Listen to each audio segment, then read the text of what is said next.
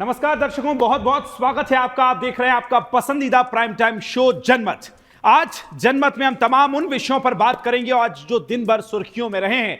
साथ ही आपको बताएं कि जनमत जो एकमात्र ऐसा शो जहां आप सोशल मीडिया के माध्यम से, पोल के माध्यम से इसका हिस्सा बन सकते हैं। इस शो में अपनी राय रख सकते हैं और उस वही राय को हम पब्लिक के सामने यानी आपके सामने सोशल मीडिया पर शेयर भी करते हैं। चलिए बहुत जल्दी से शुरुआत करेंगे आज के तमाम बड़े मुद्दों की। और मुद्दे शुरू करें उससे पहले देखिए फ्लोर ग्राफिक्स हम आपको दिखाएंगे कि आज हम आपके लिए क्या कुछ खास लेकर आए हैं। आज के बड़े मुद्दे क्या हैं? वक्फ की दादागिरी। जी हां, क्योंकि वक्फ अब इस देश की संपत्ति को अपनी वपोती समझने लगा है। एक के बाद एक शहर जो है वहां दावा वक्फ कर रहा है। और अब कहां कर दिया है? तो संगम नगरी प्रयागराज में एक तरफ कुंभ होने वाला है। देश की करोड़ों, सिर्फ देश की नहीं बल्कि पूरे विश्व की करोड़ों की जनसंख्या जो है इस कुंभ में शामिल होने वाली है। तो ऐसे में अब वक्फ ने दावा कर दिया कि भाई बहुत सारी वहां की जमीन जो है हमारी है। अब इस पर भी चर्चा करेंगे, कैसे दावा किया, क्यों दावा किया, क्या है इसके पीछे की पूरी इनसाइड स्टोरी आपको दिखाएंगे। दूसरी बड़ी स्टोरी क्या है? आज है कोहरे का कहर। जी हां, इस समय पूरा उत्तरी भारत कोहरे की चपेट में दिख रहा है, विजिबिलिटी जीरो है। ऐसे में सुदर्शन न्यूज भी आपसे अपील करता है कि बहुत सतर्कता से चलें अगर आप सफर कर रहे हैं। तो ये भी आपको दिखाएंगे कब तक पड़ेगा, क्या कुछ है, मौसम का अनुमान, सब कुछ दिखाएंगे। उससे पहले आपको यह भी दिखाएंगे कि ट्रंप को होगी सजा। जी हां, क्या कुछ अमेरिका में चल रहा है और इसकी इनसाइड स्टोरी क्या है, क्यों सजा होगी, इसका किस तरह से प्रावधान होगा या होगी भी या नहीं होगी, यह भी सब कुछ आपको दिखाएंगे। उसके बाद आगे बढ़ेंगे तो अगली स्टोरी में बात होगी पाकिस्तानी ग्रूमिंग गैंग की। ग्रूमिंग गैंग किस तरह से एक्टिव हो चुका है ये हम आपको दिखाने वाले हैं। तो चलिए बिना किसी देरी के शुरुआत करते हैं आपके पसंदीदा शो प्राइम टाइम शो जनमत की, जहां सबसे पहली स्टोरी खोलने जा रहे हैं, खुलासा करने जा रहे हैं, जहां प्रयागराज में चल रहे महाकुंभ मेले के आयोजन से पहले ऑल इंडिया मुस्लिम जमात के अध्यक्ष मौलाना शहाबुद्दीन रिजवी बरहेलवी ने एक विवादास्पद बयान दे दिया। मौलाना ने दावा किया कि महाकुंभ का आयोजन वक्फ बोर्ड की 55 बीघा जमीन पर हो रहा है। दर्शकों, कोई 1-2 बीघा की बात नहीं की है, पूरी 55 बीघा जमीन को वक्फ की संपत्ति बता दी मौलाना ने। जिसके बाद अब यह सवाल उठने लगा है कि क्या इस मुद्दे को लेकर लोगों के बीच में अब चर्चाएं तेज हो गई हैं कि मौलाना ने यह कहा कि मुसलमानों ने बड़ा दिल दिखाते हुए जमीन का उपयोग करने दिया है आपके लिए, जबकि हिंदू संगठनों पर संकीर्ण मानसिकता का आरोप भी मौलाना ने लगाया है। इस पर हिंदू महासभा के अध्यक्ष स्वामी चक्रपाणी महाराज ने मौलाना के दावे को सिरे से नकारते हुए उन पर गंभीर आरोप लगाए। स्वामी चक्रपाणी ने कहा कि यह महज एक प्रयास बताया जा रहा है जिससे सनातन परंपराओं को बदनाम करने की कोशिश की जा रही है। अब सवाल यह है कि वक्फ बोर्ड की जमीन का नियंत्रण कौन करता है? क्या इस तरह की बयानबाजी से धार्मिक सौहार्द बिगाड़ने की संभावना नहीं है क्या? इस विचारणीय यह बात है कि जब महाकुंभ मेले की तैयारियां वर्षों से चल रही हैं, तैयारियां तेज हो गई हैं, बड़ी संख्या में लोग पहुंच रहे हैं। संगम नगरी प्रयागराज इस समय गुलजार नजर आ रही है, तैयारियां हैं, लाइट्स लग चुकी हैं। अब ऐसे में इस मुद्दे को क्यों उठाया जा रहा है? एक सोची समझी साजिश है या कि संयोग? ये एक बड़ा सवाल है। अब इसी बीच 4 नवंबर को प्रयागराज में भारतीय अखाड़ा परिषद की बैठक आयोजित हुई थी, जिसमें प्रस्ताव पास किया गया था कि महाकुंभ मेले में केवल सनातन धर्म के अनुयायी ही प्रवेश कर सकते हैं। इस प्रस्ताव पर इसकी बात अगर की जाए तो कोई भी व्यक्ति जो हिंदू धर्म का प्रतीक ना हो वह महाकुंभ में घुसकर सनातन संस्कृति और परंपराओं को दूषित कर सकता है, ऐसी उम्मीद जताई गई थी। इसके बाद ही महाकुंभ में मुसलमानों की एंट्री को लेकर विवाद छिड़ गया और वक्फ की जमीन का दावा इस विवाद में नया मोड़ ले आया है। यह विवाद केवल धार्मिक आयोजन तक सीमित नहीं है दर्शकों, बल्कि आपको यह भी बताएं कि धार्मिक सौहार्द और समाज में समरसता पर भी गहरे प्रभाव डाल सकता है। मौलाना शहाबुद्दीन रिजवी का यह बयान, उसके बाद स्वामी चक्रपाणी महाराज द्वारा दिए गए उत्तर से यह साफ हो गया है कि यह पूरा मामला केवल जमीन और आयोजन का नहीं है बल्कि सामाजिक ताने बाने को भी प्रभावित करने वाला है। अब देखना यह होगा कि इस विवाद को किस तरह से सुलझाया जाता है ताकि धार्मिक सौहार्द बना रहे और किसी भी प्रकार की हिंसा, ये टकराव से बचा जा सके। चूंकि ऑल इंडिया मुस्लिम जमात के राष्ट्रीय अध्यक्ष मौलाना शहाबुद्दीन रिजवी ने यह दावा किया है और हिंदू महासभा के अध्यक्ष स्वामी चक्रपाणी महाराज ने इस पर क्या प्रतिक्रिया दी है वो आपको सुनाते हैं।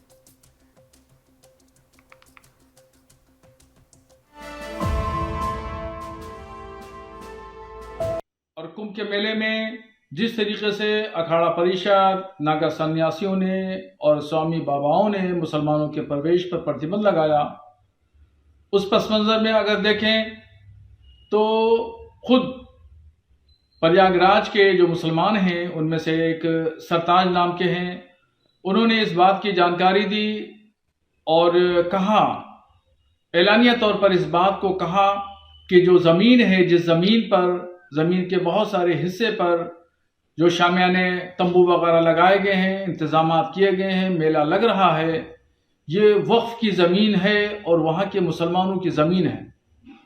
मगर दरियादिली देखिए मुसलमानों की कि मुसलमानों ने कुंभ के मेले की तैयारियां, शामियाने और पिंडाल, रोड और सड़कें और खड़ंजों पर कभी मना नहीं किया कि यहाँ पे मत लगाइए। और तंग दिली देखिए अखाड़ा परिषद के लोगों की कि वो लोग जो है वो मुसलमानों के प्रवेश पर वहाँ पे ठेला लगाने, खोंचा लगाने से भी मना कर रहे हैं कि वहाँ कोई भी मुसलमान एंट्री नहीं करेगा।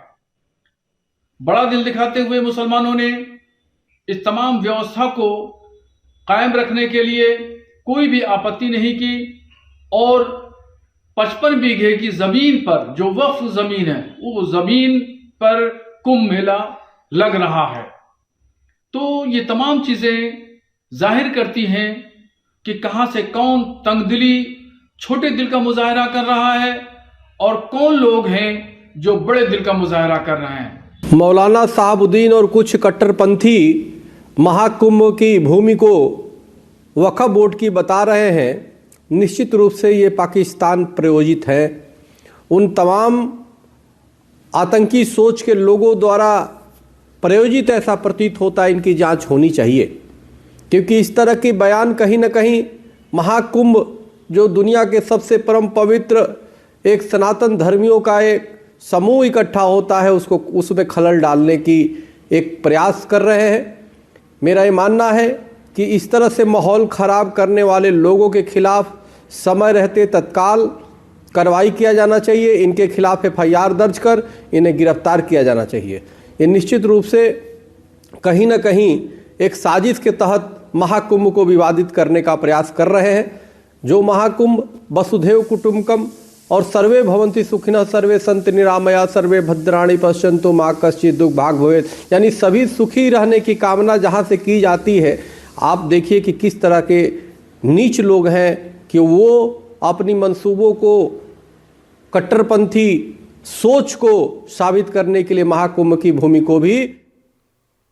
तो चलिए बहुत जल्दी से आपको दिखाते हैं कि इस पर जब हमने पोल किया सोशल मीडिया पर कि क्या देश में चल रही है वक्फ की दादागिरी, तो क्या परिणाम सामने आए। 99% ऐसे लोग सामने आए जिन्होंने हाँ में अपनी सहमति जताई है और 1% ऐसे लोग हैं जो ना का समर्थन करते हैं। तो ये पोल के परिणाम हमने आपको दिखाए हैं।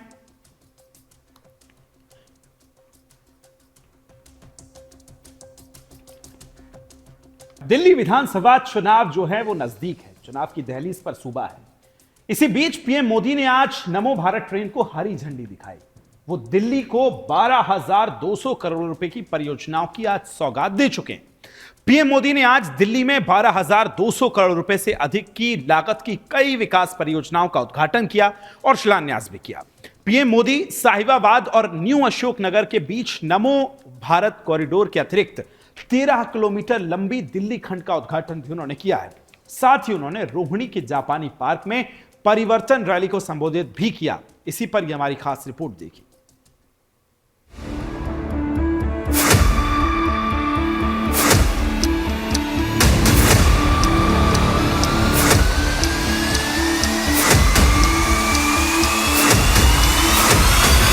पीएम मोदी ने न्यू अशोक नगर में 13 किलोमीटर लंबे नमो भारत ट्रेन के साहिबाबाद न्यू अशोक नगर सेक्शन का उद्घाटन किया। इससे पहले उन्होंने नमो भारत कॉरिडोर के साहिबाबाद स्टेशन पर अधिकारियों से बात कर इसके बारे में जानकारी ली। साहिबाबाद RRTS स्टेशन से new Ashok Nagar RRTS station तक नमो भारत ट्रेन में यात्रा की। यात्रा के दौरान उन्होंने स्कूली बच्चों और अन्य लोगों से बातचीत की। इसके अलावा पीएम ने 12,200 करोड़ रुपए से अधिक की लागत वाली कई अन्य परियोजनाओं का उद्घाटन और शिलान्यास किया। पीएम ने दिल्ली मेट्रो फेज 4 के जनकपुरी पश्चिम कृष्णा पार्क के बीच करीब 1200 करोड़ रुपए की लागत वाले 2 किलोमीटर लंबे हिस्से का उद्घाटन किया। इससे पश्चिमी दिल्ली के कृष्णा पार्क, विकासपुरी और जनकपुरी के लोगों को फायदा मिलेगा। इसके अलावा करीब 26 किलोमीटर लंबे रिठाला कुंडली खंड की आधारशिला भी रखी। ये कॉरिडोर रिठाला को हरियाणा के नाथूपुर से जोड़ेगा। वहीं पीएम ने नई दिल्ली के रोहिणी में केंद्रीय आयुर्वेद अनुसंधान संस्थान के लिए नए अत्याधुनिक भवन की आधारशिला भी रखी, जिसका निर्माण लगभग 185 करोड़ रुपए की लागत से किया जाएगा। बल्कि दिल्ली एनसीआर में वायु प्रदूषण में भी राहत मिलेगी। एनसीआर से दिल्ली में रोजाना आवाजाही करने वाले लोगों के लिए ये किसी वरदान से कम नहीं होगा। मौजूदा समय में आरआरटीएस के फेज 1 में 3 कॉरिडोर प्रस्तावित हैं, जिसमें से दिल्ली मेरठ कॉरिडोर का निर्माण कार्य अंतिम चरण में है। शेष 2 अन्य दिल्ली अलवर और दिल्ली पानीपत कॉरिडोर पर भी जल्द काम शुरू होगा। वहीं फेज 2 में 5 कॉरिडोर प्रस्तावित हैं। इस तरह से आरआरटीएस के 8 कॉरिडोर को तैयार हो जाने से दिल्ली एनसीआर में मास ट्रांजिट सिस्टम दुनिया के अन्य शहरों से भी बड़ा हो जाएगा। दिल्ली के चारों ओर 100 किलोमीटर के दायरे में आने वाले सभी प्रमुख शहर आरआरटीएस से जुड़ेंगे। Bureau report, Sudarshan news. बीते 10 साल में दिल्ली ने जिस तरह की राज्य सरकार देखी है, वो किसी आपदा से कम नहीं है। ये एहसास आज दिल्ली वालों को अच्छे से हो चुका है। इसलिए अब दिल्ली में है एक ही आवाज गूंज रही है, और इसलिए दिल्ली में एक ही आवाज गूंज रही है, आपदा नहीं सहेंगे, बदल के रहेंगे। आपदा नहीं सहेंगे, आपदा नहीं सहेंगे, आपदा। अब दिल्ली, मुझे ये देखकर दुख होता है कि यहां आपदा वालों ने दिल्ली के 10 साल बर्बाद कर दिए। आपदा वालों को कोई भी दायित्व मिलने का मतलब दिल्ली के लोगों को दंड मिलना। आप जैसे ही मेट्रो से उतरते हैं, नेशनल हाईवे से अंदर कॉलोनियों की तरफ रिक्शा लेते हैं, तो हालत खराब हो जाती है। रोड में गड्ढे, गलियों में बहता सीवर का गंदा पानी, चारों तरफ गंदगी, दिल्ली का ये हाल बनाकर रख दिया है आपदा वालों ने। इस आपदा सरकार के पास दिल्ली के लिए कोई विजन ना हो, जिसे दिल्ली की परवाह ना हो, वो दिल्ली के लोगों का विकास नहीं कर सकती। साथियों, आज भी दिल्ली को आधुनिक बनाने के लिए जितने भी काम है, वो केंद्र की भाजपा सरकार ही कर रही है। आज प्रधानमंत्री जी 38 मिनट बोले और 38 मिनट में से लगभग 29 मिनट वो दिल्ली के लोगों को, दिल्ली की चुनी हुई सरकार को गालियां देके गए हैं। चुन चुन के गालियां दे रहे थे, मैं देख रहा था, बहुत बुरा लग रहा था मेरे को। प्रधानमंत्री जी से इस तरह के, प्रधानमंत्री जी से लोग उम्मीद करते हैं एक विजन देंगे देश के लिए, एक विजन देंगे दिल्ली के लिए, एक बड़ा काम देंगे, लेकिन वो बस केवल गाली। मैं उन गालियों में नहीं जाना चाहता। मैं प्रधानमंत्री जी से निवेदन करना चाहता हूं, उनको याद दिलाना चाहता हूं, 2020 का मैं संकल्प पत्र लाया था, वो रह गया अंदर शायद। उनका पिछला संकल्प पत्र, मोदी जी ने जो प्रॉमिस किए थे 2020 में, मोदी जी ने जो प्रॉमिस किए थे, मेरे दिल्ली देहात के भाई आज भी उन प्रॉमिसेस की वेट कर रहे हैं कि कब प्रॉमिस पूरे होंगे। प्रधानमंत्री जी 2020 के चुनाव के पहले प्रॉमिस करके गए थे कि दिल्ली लैंड रिफॉर्म एक्ट की धारा 81 और धारा 33 रद्द की जाएगी। ये केवल और केवल केंद्र सरकार कर सकती है। दिल्ली असेंबली ने इस बारे में प्रस्ताव पास करके कई साल पहले, एक बार नहीं दो बार पहले कांग्रेस की सरकार ने प्रस्ताव पास करके केंद्र को भेजा, भाई इसको खत्म करो। फिर दिल्ली में आम आदमी पार्टी की सरकार ने प्रस्ताव पास करके कई साल पहले केंद्र को भेजा। और भारतीय जनता पार्टी ने 2020 में प्रधानमंत्री जी ने खुद इसका वादा किया था कि धारा 81 और धारा 33 खत्म कर देंगे। इसमें अनगिनत केस कर रखे हैं, छोटे छोटे किसानों के ऊपर दिल्ली देहात में केस कर रखे हैं। वो कचहरी के रोज 10 चक्कर काट काट के परेशान हो गए हैं। इनके सारे मुकदमे वापस लिए जाने चाहिए और धारा 81 और धारा 33। तो आपने दिल्ली में चल रही सियासत को देखा है, किस तरह से चुनाव नजदीक है और इसके बाद उत्तर भारत में ठंड किस तरह की पड़ रही है और अगले 3 से 4 दिनों के लिए किस तरह से मौसम का क्या कुछ अलर्ट है और अपडेट है, सब कुछ दिखाएंगे। भारत के उत्तर हिस्से में इन दिनों शीतलहर और घने कोहरे का कहर देखने को मिल रहा है। विशेष रूप से दिल्ली, एनसीआर और आसपास के राज्यों में इस मौसम ने जनजीवन को बुरी तरह से प्रभावित कर दिया है। विजिबिलिटी 0 के बराबर पहुंच गई है। कोहरे के कारण दृश्यता में भारी कमी आई है, जिससे यातायात, सड़क, रेल सेवाएं और हवाई सेवाएं जो है उन पर गंभीर असर इसका पड़ रहा है। अब आगरा, टूंडला और फिरोजाबाद सहित उत्तर भारत के कई शहरों में सुबह सुबह कोहरा इतना घना हो गया है कि विजिबिलिटी लगभग 0 से कम हो गई है, जिससे सड़क दुर्घटनाओं का खतरा बढ़ गया है और यातायात में रुकावटें देखने को मिल रही हैं। कोहरे के कारण सड़क पर वाहन चालकों को धीमी गति से चलना पड़ रहा है और कई इलाकों में सड़कें जाम हो गई हैं। टूंडला और फिरोजाबाद में वाहन रुकने लगे हैं और हजारों लोग घंटों तक जाम में फंसे रहे। उत्तर प्रदेश के हरियाणा के अन्य इलाकों में भी दृश्यता में कमी देखने के चलते दुर्घटनाओं की आशंकाओं को बढ़ा दिया है। वहीं इस स्थिति में वाहन चालकों को अतिरिक्त सावधानी से चलने की जरूरत है। कोहरे का असर रेल और हवाई यातायात पर भी पड़ रहा है। कई ट्रेनें बुरी तरह से प्रभावित हो रही हैं, देर से चल रही हैं, जबकि कुछ को रद्द कर दिया गया है। हवाई अड्डों पर भी फ्लाइट्स में देरी हो रही है। रद्दीकरण की समस्याओं के चलते लोग परेशान हैं, उनको समस्याओं का सामना करना पड़ रहा है। ऐसे में दिल्ली, आगरा और अन्य प्रमुख एयरपोर्ट्स पर भी घना कोहरा विमान यातायात को प्रभावित कर रहा है, जिससे यात्रियों को घंटों का इंतजार करना पड़ रहा है। फ्लाइट्स रद्द हो रही हैं। कोहरे के चलते प्रदूषण स्तर में भी वृद्धि हो रही है, जो कि श्वास संबंधी जो बीमारियां हैं वो इससे बढ़ रही हैं। सांस लेने में दिक्कत हो रही है।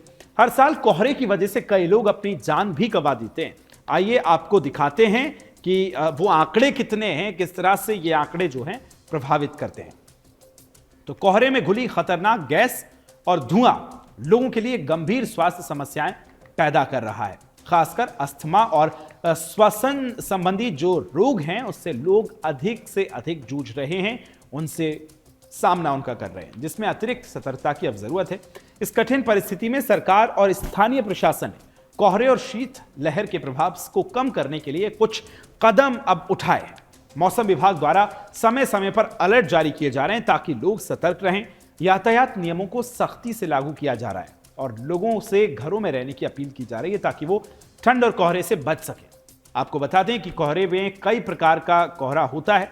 अब कौन कौन से कोहरे हैं वो भी आपको ग्राफिक्स के जरिए बता रहे हैं और ये आपकी टेलीविजन स्क्रीन पर हम जो ग्राफिक्स दिखा रहे हैं इसमें आप समझ सकते हैं कि साल दर साल किस तरह से हादसे हुए।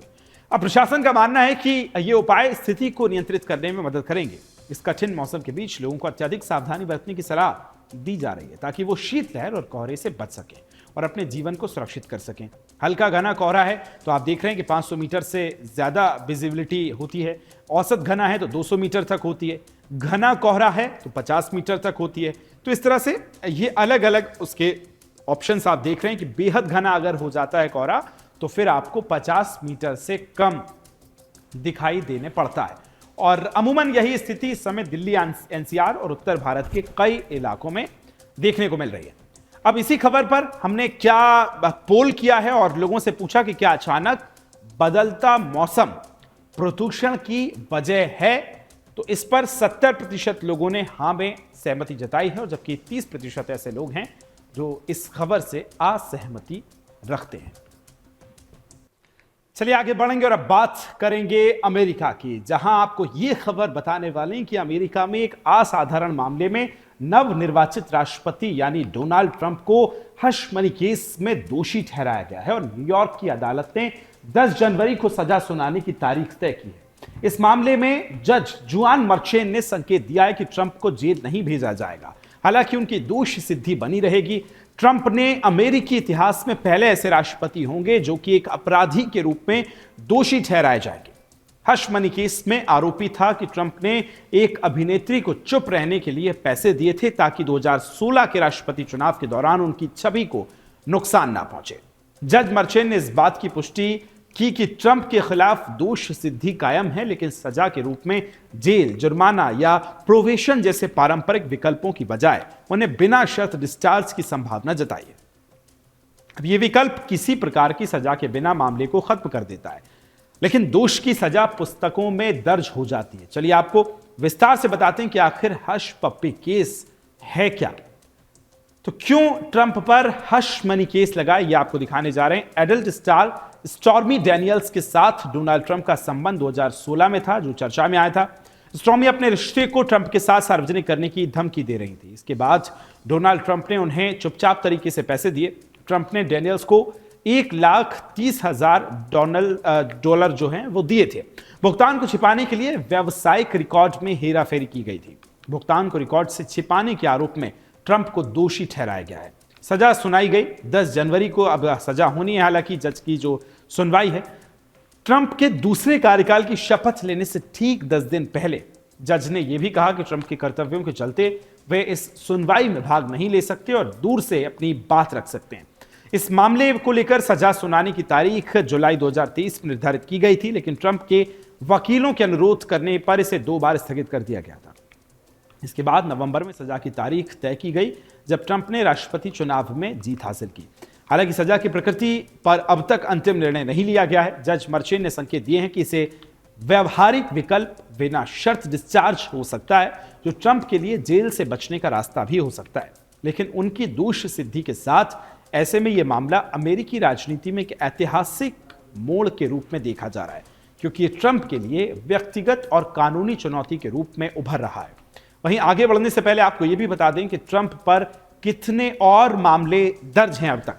तो ट्रंप के खिलाफ कौन कौन से मामले दर्ज हैं, बहुत जल्दी से आपको देखिए ग्राफिक्स के जरिए हम बताने वाले हैं। ट्रंप के खिलाफ आपराधिक आरोप में से जुड़े 4 मामले अब तक सामने आ चुके हैं। 2 आरोप संघीय स्तर पर न्यायिक विभाग के वकील जैक स्मिथ ने दर्ज कराए हैं। वहीं इनमें से न्यूयॉर्क में, दूसरा जॉर्जिया में केस दर्ज हुआ है। सिर्फ न्यूयॉर्क के अगर मुकदमे में ही फैसला अभी तक आया है, जबकि जून में एक जूरी ने ट्रंप को सभी 34 आरोपों में दोषी ठहरा दिया था। पत्रकार ईजन कैरोल की और से दायर मानहानि के केस में ट्रंप को दोषी पाया गया है, जिसमें पत्रकार को $88.4 मिलियन पर जो मुआवजा है वो भी दिया गया। ट्रंप ने दोनों फैसलों के खिलाफ अपील की थी कि ट्रंप पर न्यूयॉर्क की अटॉर्नी जनरल की ओर से भी धोखाधड़ी का केस किया गया। ट्रंप को $454 मिलियन का जुर्माना भरने का आदेश दिया गया था। इस मामले में फैसले के खिलाफ भी ट्रंप ने अपील की थी।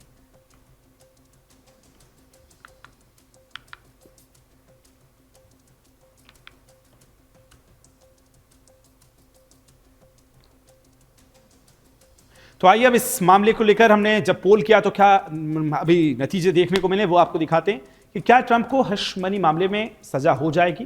तो जो हाँ से सहमत लोग हैं वो 86% ऐसे लोग हैं जो हाँ से सहमति रखते हैं, जबकि 14% ऐसे लोग नजर आते हैं जो कि ना का समर्थन करते हैं।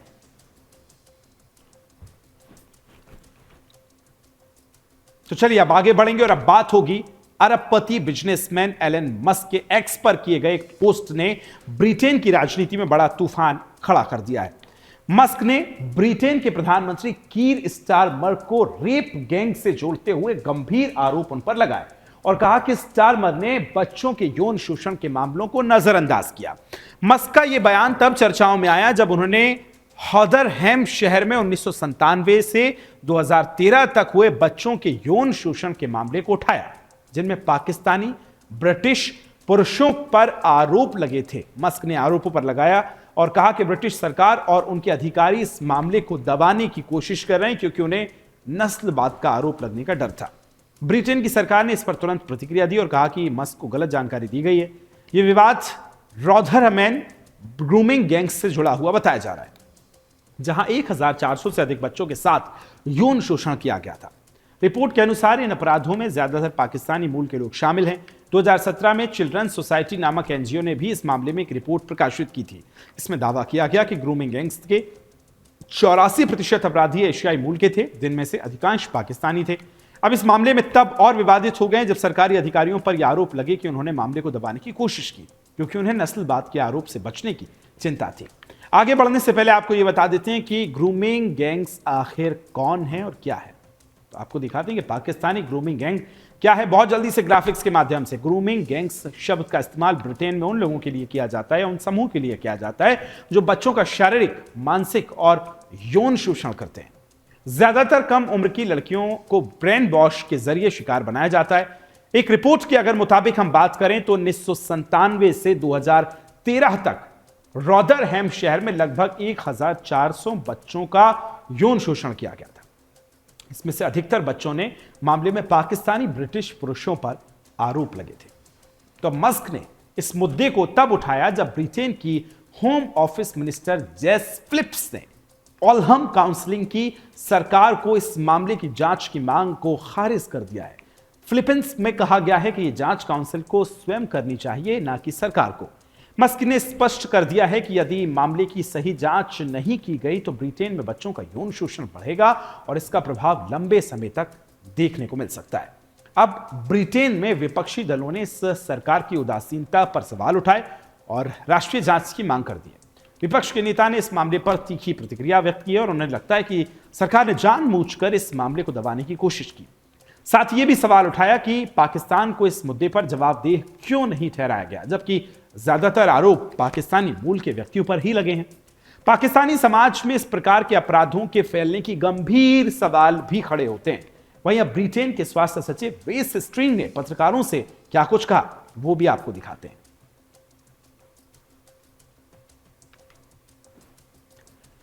तो उन्होंने कहा कि मुझे लगता है कि एलन मस्क ने जो कुछ आलोचनाएं की हैं वो गलत है और निश्चित रूप से गलत सूचना पर आधारित है, लेकिन हम एलन मस्क के साथ काम करने को तैयार है।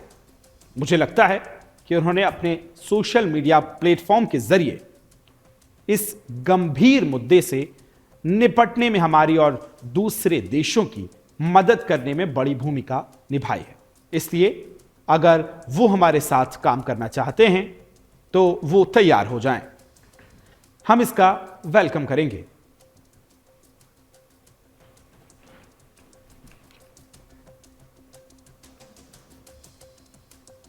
तो यह मामला केवल ब्रिटेन की राजनीति में ही नहीं है, बल्कि अंतर्राष्ट्रीय स्तर पर भी इसकी चर्चाओं का विषय बन गया है।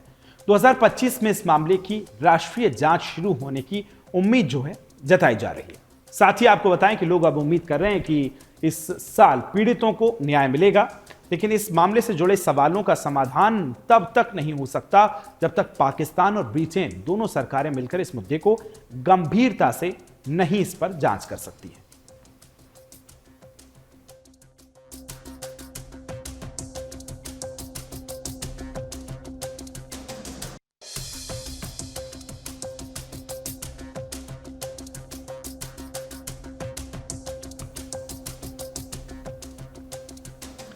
चलिए आगे बढ़ेंगे। बात होगी भिवंडी के मनकोली नाका इलाके में बागेश्वर धाम के प्रमुख पीठाधीश्वर धीरेन्द्र कृष्ण शास्त्री के कार्यक्रम के दौरान भगदड़ जैसी स्थिति उत्पन्न हो गई। यह घटना तब हुई जब धीरेन्द्र शास्त्री ने भक्तों को भभूति देने के लिए स्टेज पर बुलाया। जैसे ही शास्त्रियों ने यह कहा कि महिलाएं पहले आएं और फिर पुरुष, लोग जल्दी से स्टेज पर चढ़ने के लिए एक साथ आगे बढ़ गए। भीड़ की तेजी और अव्यवस्था के कारण स्टेज के आसपास सुरक्षा गार्डों ने प्रयास किया, लेकिन भीड़ बेकाबू हो गई, जिसको नियंत्रित करना मुश्किल हो गया। लोग भभूति को पाने के लिए आपस में धक्का मुक्की करने लगे और जिससे हर तरफ चीख पुकार मच गई।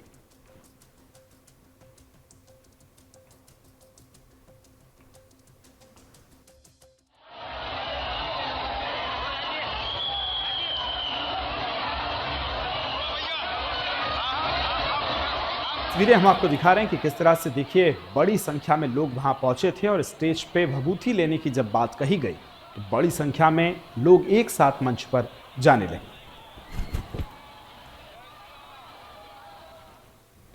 और इसी के साथ आज के प्रमुख खबरों को आपने देखा, उनका विश्लेषण देखा। कल फिर इसी वक्त हाजिर होंगे हम जनमत में देश और दुनिया की तमाम बड़ी खबरों को लेकर। तब तक मुझे और मेरी पूरी टीम को दीजिए अनुमति। नमस्कार।